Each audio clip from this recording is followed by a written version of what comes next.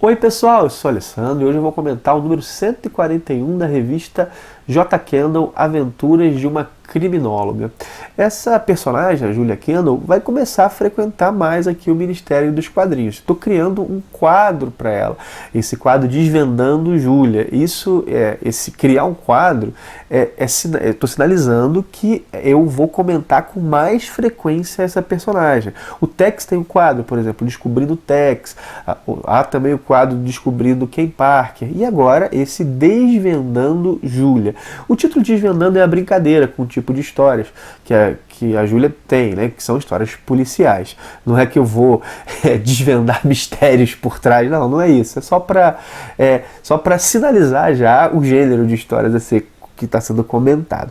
Mas vamos lá, então assim, se você gostou da iniciativa aí de ter mais vídeos sobre Julia no canal, coloca aí nos comentários. Se você não gostou, também coloca aí nos comentários, teu feedback é importante. Bom, Julia, ou J. Kendall, como temos aqui no Brasil, é uma série policial com roteiros de bons para excelentes. E esse número aqui, ele mostra bem isso. Esse número traz duas histórias, porque a série bimestral da personagem, aqui no Brasil, ela traz o conteúdo equivalente a 2 meses da revista italiana, ou seja, em cada edição nós temos duas histórias. E Julia costuma ter histórias completas, cada número costuma trazer uma história completa. Há uma outra exceção, no geral, assim, mas no geral nós temos, cada edição é uma história completa. Então, cada edição brasileira, como é o equivalente a 2 meses italianos, nós temos 2 histórias completas. E, assim, a Julia hoje no Brasil, ela tem essa série bimestral que eu comentei, e também tem a série On Demand, onde a personagem está tendo suas histórias lançadas desde o início, em formato italiano. Eu pretendo comentar com frequência as duas séries, tanto as duas séries que, na verdade, o conteúdo vem da mesma revista italiana, mas tanto o que vai sair no On Demand quanto o que sai na bimestral. Mas vamos lá, né? Como eu disse, nesse número estão presentes 2 histórias, uma delas é intitulada Acidente de Caça e a outra Nos Braços da Noite. Acidente de Caça foi publicado originalmente no número 172 da revista Julia, revista italiana Julia, e saiu em janeiro de 2013. Sim, a Julia tem um gap grande ainda entre a publicação na Itália e a publicação aqui no Brasil. Essa história tem roteiro do Giancarlo Berardi, que é o criador do Ken Parker, e do Maurício Mantero. O Berardi, ele sempre utiliza um auxiliar nos roteiros da Julia. E tem desenhos do Federico Antinori. Deixa eu mostrar um pouco os desenhos para vocês. Bom, já Nos Braços da Noite, a segunda história, foi publicada originalmente em Julia 173 de fevereiro de 2013. Tem roteiros do Giancarlo Berardi, auxiliado pelo Lorenzo Causa. Os desenhos são do Marco Soldi. Deixa eu mostrar um pouco os desenhos do Soldi para vocês. Depois eu mostro um pouco mais dos desenhos, mas aqui só, como eu estou referenciando o artista, já mostrar um pouco a arte dele. Bom, a primeira história, Acidente de Caça, é uma história com pouca ação, mas ainda assim muito envolvente. E eu acho bem bacana isso em Julia, assim. São tramas policiais que não precisam de tiro e pancadaria para se sustentar. Nada contra histórias que tenham tiro e pancadaria. Histórias focadas na ação. Inclusive gosto dessas histórias, mas é bacana ver algo diferente e ver uma história que envolve o leitor com outros recursos. Nessa história em específico, nós temos um observador de pássaros sendo assassinado e logo um caçador assume a culpa. Esse caçador logo diz que a responsabilidade foi dele, assim, né? Então vamos lá, um observador de pássaros assassinado e um caçador assumindo o assassinato, assumindo a autoria do assassinato. E esse caçador diz que foi um acidente, mas que ele precisa, assim, ser responsabilizado pelo mal que ele causou, pela morte que ele causou. Acontece que o decorrer da história mostra que há indícios de que esse caçador não matou o observador de pássaros. E a trama, ela vai seguindo por um caminho cada vez assim, apontando para coisas maiores ligadas à espionagem industrial. E o mais bacana é a resolução. Tem uma reviravolta que surpreende o leitor, mas que não soa forçada. Inclusive, acho que mostrou uma visão bem realista de uma investigação, que não necessariamente segue um caminho linear. E, por vezes, o próprio investigador será surpreendido com suas ideias apontando para um lugar e, na verdade, a resposta estando em outro. Achei bem legal a resolução. Além disso, essa trama, ela trabalha a problemática relação da empregada da Júlia com um dos seus filhos. É um drama familiar bem conduzido e que se relaciona bem com a trama principal. A segunda história, Nos Braços da Noite, ela já começa com mais ação. Ela começa com um espancamento, né, com uma briga e alguém tomando um tiro. Ou seja, ela já segue uma linha bem diferente da história anterior.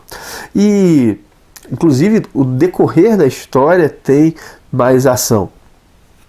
Também aqui nós teremos um drama familiar. Daqui a pouco eu vou falar disso. Mas voltando, né? Como eu disse, a história começa com um homem sofrendo um espancamento, tomando um tiro, e o que acontece é que esse homem fica entre a vida e a morte, e ele é um grande amigo da Júlia. E no começo da história vai ser bem trabalhada a reação dela e de outros a essa situação, né? A esse rapaz que ficou entre a vida e a morte. E esse amigo da Júlia que sofreu esse atentado aí, que tomou esse tiro, ele é um investigador, é uma espécie de um detetive particular. E a Júlia resolve então assumir a investigação que ele estava tendo. Na verdade, ela resolve investigar o que ele estava investigando. Bom, o que ele estava investigando? Descobrir o que ele estava investigando e assumir essa investigação, porque muito provavelmente essa situação que ele passou está ligada à investigação que ele estava fazendo. Bom, em determinado momento ela descobre que essa investigação dele estava ligada ao sequestro de uma filha de um chefão do crime. Estava ligado a essa situação, né? E como ela assume a investigação, que está ligada a sequestro de uma filha do chefão do crime, ela não comunica à polícia. E, de certa maneira, ela se alia a esse chefão do crime. Mais uma vez, há na história um drama familiar, como eu mencionei. Só que dessa vez esse drama familiar é o elemento central da trama, um dos elementos centrais da trama. O final soa um pouco Deus Ex Machina, mas depois, quando é dada a explicação, é convincente. Inclusive traz algo bem legal. A polícia, ela segue um caminho diferente do que foi seguido pela Júlia. E esse caminho traz frutos. E por que eu achei isso bem legal? Porque um recurso comum para enfatizar a genialidade de um protagonista, às vezes, é emburrecer os coadjuvantes. O protagonista soa gênio porque os coadjuvantes são meio bocós. O Berardi não faz isso. Aqui ele mostrou a polícia tendo ideias e seguindo uma investigação por linhas bem diferentes, mas tão ou mais eficazes do que as da Júlia. Ou seja, há diferentes possibilidades, e o protagonista, ele é humano, ele não é onisciente, não necessariamente ele vai acertar todas as vezes, né?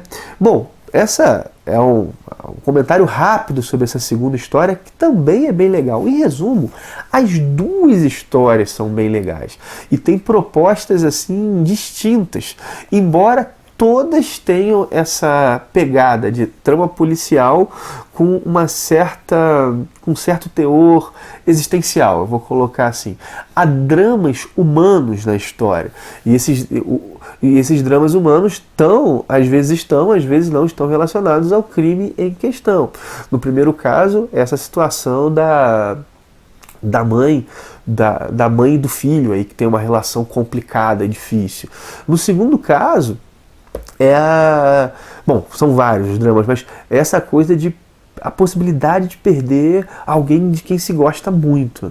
Então, assim, duas histórias muito boas, com essa pegada existencial que fala sobre dramas humanos e que são conduzidas de maneira bem inteligente. Os roteiros são legais, só que assim, você tem que saber o que você está buscando quando vai até Júlia, né? São roteiros inteligentes, bons e que na verdade vão te envolver não necessariamente pela ação ou por um ritmo mais frenético. Na verdade, os roteiros do Berardi e Júlia, eles normalmente seguem um ritmo lento, mas esse ritmo lento, ele faz parte da proposta, e esse ritmo lento, ao menos para mim, é bem envolvente. Bom, é isso, né? É isso. Em resumo, duas histórias bem legais e um título que tem a média bem alta. Eu vou deixar aqui na descrição o link para quadrinhos da Júlia que estão sendo vendidos na Amazon, né? Deixa na descrição do vídeo tanto esse e o link geral da Amazon também. Lembrando que quem faz compra através desses links ajuda demais o canal a se manter e melhorar, manter a sustentabilidade aqui dos vídeos, né? Eu lanço vídeos sobre quadrinhos todos os dias e também, assim, claro, garantir a independência ao poder financiar um pouco as escolhas do que eu vou comentar aqui. Bom, tô falando demais, né? Se você gostou do vídeo, não esquece de dar o teu joinha. Se você não é inscrito no canal, se inscreva. Se você achou o vídeo legal, compartilha, mostra a outros. Quem sabe a galera não descobre Júlia também. Vale lembrar que a revista bimestral vai para as bancas. Aqui na minha cidade chega a Júlia nas bancas. Quem sabe, dá uma olhada na banca aí na tua cidade. Quem sabe você não encontra a Júlia, já faz uma experiência de leitura aí de um título que é bem bacana. Bom, parando então por aqui, é isso. Um abração, até o próximo vídeo.